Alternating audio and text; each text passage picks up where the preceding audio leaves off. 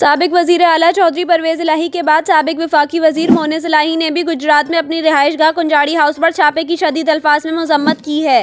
Punjab police की कई गाड़ियों ने गुजरात में साबिक वजीर आला पंजाब चौधरी परवेज इलाही की रिहाइशगाह कुंजाड़ी हाउस पर छापा मारकर मुलाजमीन से पूछगछ की थी। इस हवाले से चौधरी परवेज इलाही का कहना था, पुलिस ने मुलाजमीन को हिरासा किया, हम इनके खिलाफ कानूनी कार्रवाई करेंगे। अब इस हवाले से मोनिस इलाही ने भी सोशल मीडिया पर एक बयान जारी किया है, जिसमें उन्होंने कहा है कि पुलिस ने गुज़िश्ता रात गुजरात में हमारे घर पर छापा मारा, ना कोई वारंट ना कोई केस, पुलिस की 25 गाड़ियां आई थीं। मोनिस इलाही ने अपनी ट्वीट में लिखा कि पुलिस की 25 गाड़ियां तो समझ आती हैं, लेकिन साथ में 2 काली गाड़ियां क्या कर रही थीं? क्या भारतीय जासूस ढूंढ रहे थे?